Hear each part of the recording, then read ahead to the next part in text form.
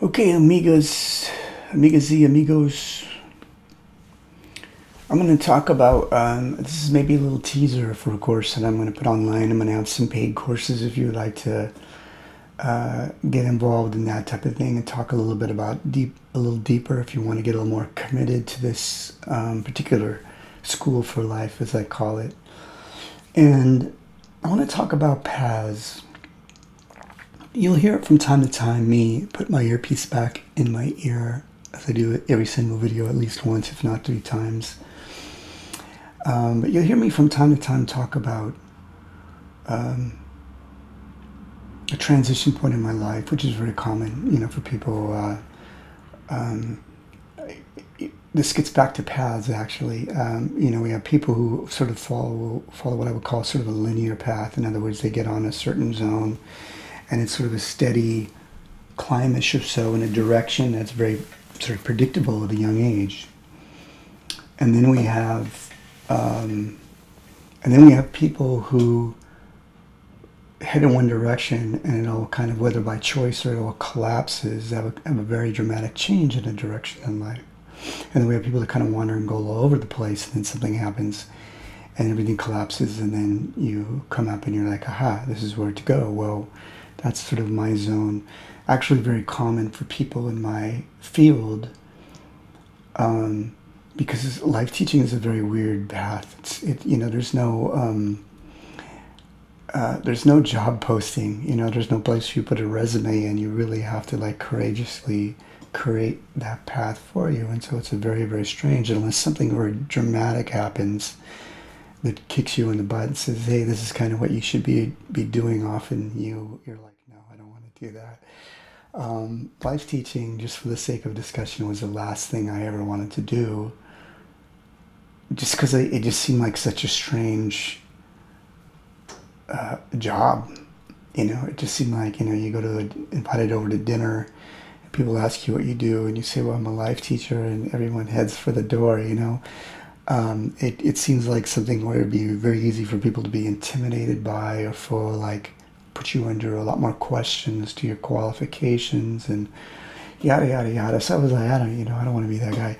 And there's a lot of people who are just charlatans. People who come into the business who really shouldn't be teaching, and I didn't want to be compared to those people. So I didn't want to be a life teacher, but midlife, I was thrown into a very, very deep, dark place where everything was taken away from me, and I was sort of at the bottom of a cliff, so to speak. Was in alcoholism, sorry, or drugs. It wasn't a divorce, sorry. It was just my time, literally. Like life said, I get it, you're not an alcoholic, you're not going through a divorce, but I'm taking you down anyway. And it's funny, when life wants to test you, it'll find a way, regardless of who you are. And that was sort of what happened to me. And I can't even discuss all the details of it, other than to say that life grabbed me and said, I'm taking you to the bottom, baby. And that became my transition of life to the person I am today. The only way I found my way out of that was through meditation, and not a little meditation, a lot of meditation, 3 to 6 hours a day. It wasn't a couple months, it was years, and so it was a very intensive practice. And out of that came not all of the things, the things I speak to now is over the course of years of journaling and watching and learning, and meeting and talking to people, as well as looking in the mirror, of course. But at that very early stages of me sort of climbing out of my deepest shadows and being lifted out, and being in deep meditation, one of the number one lessons I got, which did not, these lessons are never our own. These are just out there. These are the common pool that I think all wise, aware people feed from the same pond, so to speak. And but one of the most key lessons was, know your path, make peace with your path.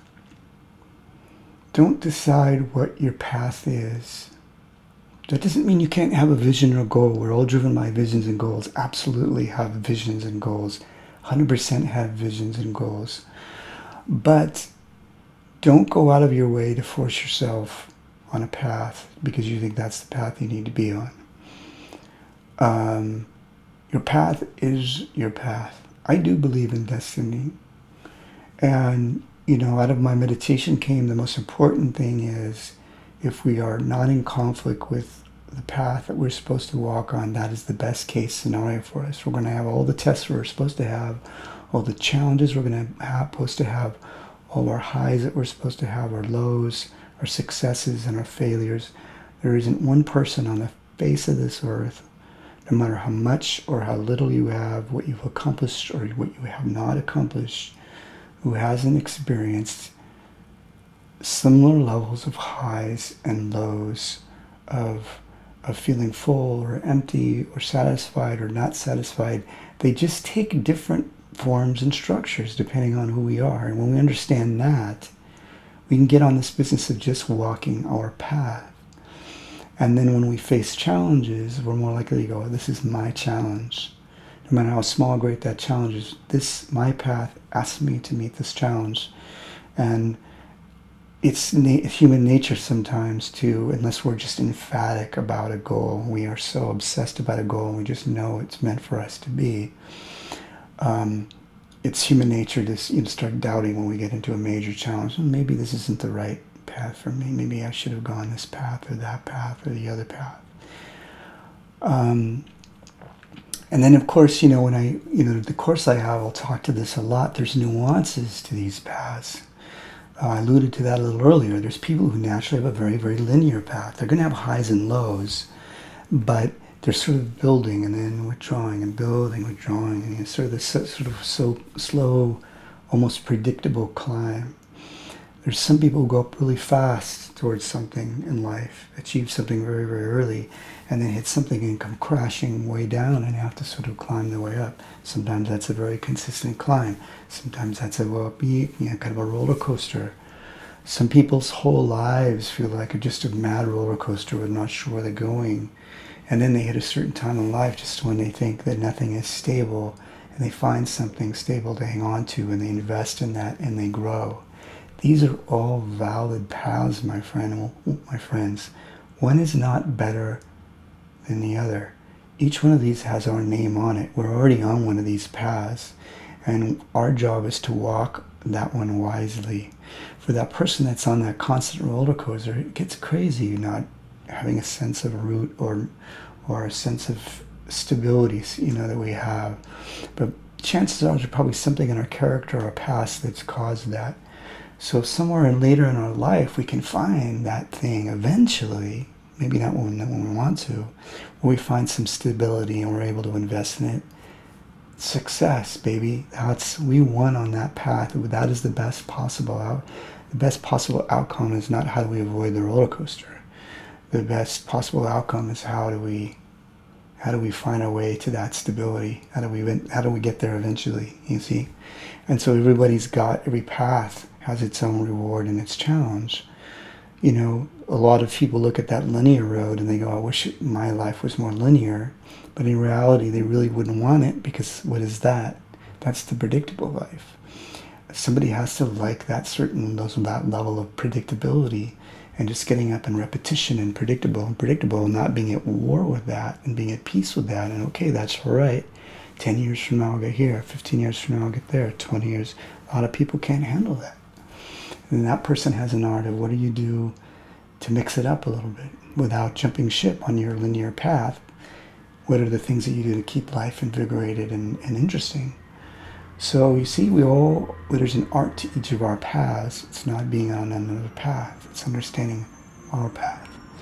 And again, so much too, it's affected by our character, by our outcome. It would make sense in my life for me to be able to speak to a lot of different things, a lot of different people from a lot of different walks of life, and cover a lot of ground. I had to get thrown around in a lot of places through most of my life. In this, out of this, into something else, and it's out of there, traveling, meeting all kinds of people, getting invited to parties where people are getting ready to get sent off to jail, for criminal activity, and then hang out with wealthy people on sailboats, and all of that to break down my judgments so that I can just see as much of the grand expanse of life, so that I can sit from whoever it is, from wherever they're from, and hopefully have some sort of connection. So life threw me through all that. It was not a linear path at all. And my job is to now figure out how to make it into something cohesive and linear, which is a very strange and uncomfortable thing. But if I deny that path, if I deny that, or I feel like that was a wrong way to live, I'll never find my best self, you see? So embracing our path is a huge, huge part of it. And it really, really, what we call our higher self knows our path. Our lower self it's just anything it can be afraid of, it wants. Anything it can compare to what it thinks things should be, it will.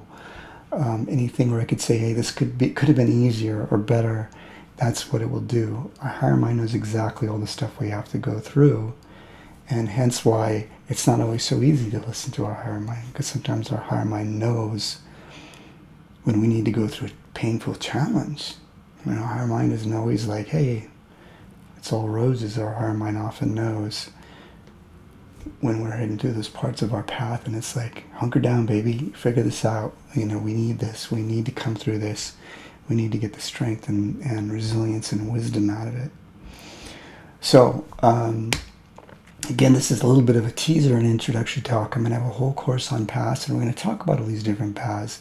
And in that course, if you choose to take it, I want you to create a philosophy in your life where you see your whole life as this, what people call the journey, right? This is a popular word, but in a very important one, path, journey, same thing.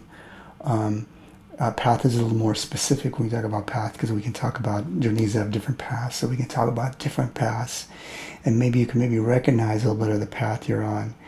And this will give you some self-forgiveness and a sense of being present. We talk about that. It's the old, being present in the moment. A huge part of that is being at peace with the fact that we all have paths and we're in different places. I often look at my life like I'm walking on a trail up a mountain.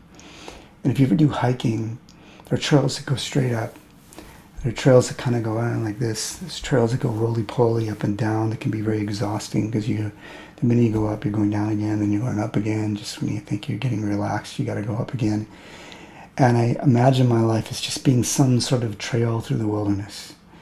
And sometimes it's just, this beautiful open trail, and it's just mellow. And sometimes every step you take, it's exhausting, and you don't know how far. You can't see how far of an incline you're going, but you just one step after the other. You don't know if things are going to be better or worse when you get to the other side. Keep going. And then sometimes you have those downhills, where it's just effortlessly gliding down into something, and hopefully not down into something nasty, but just more of an effortless stroll. And that's a lot of the philosophy of walking our paths. It's just having that sense. It's almost like we're our lives are a hike through the wilderness, and we're just putting footsteps one after the other. And sometimes those footsteps are really easy, and sometimes they are very challenging. And sometimes we think they're challenging, that's the fear game, when we actually have a very easy step to take, but our minds make us think it's far more difficult than it really is. So embracing your path, and like I said, if you want to jump into the course, somewhere down here you can either scroll, whether I put it upwards or downwards, and you'll see some courses, and there'll be one on paths. You can sign up for that if you like. So in the meantime, you're on a path. Yes, you are, and it's your own unique path, sort of unique. When we talk about anything pertaining to people and uniqueness is not like there's not 9 billion different people in the world and 9 billion different paths. There's, whatever. There's, a couple few dozen, and then, maybe they're a little different here and there, but, we all fit into one of those. And that's a good thing, because it's nice to have a little bit of an idea, a little bit of a science of what we're dealing with. being completely 100% unique is not the greatest thing in the world. It's nice to have predictable things within us that we can go, okay, I get that, yeah, yeah. Or other people can look at and say, hey, I know what you're doing. I got you nailed. And so there you go, pass. Love, strength, and wisdom.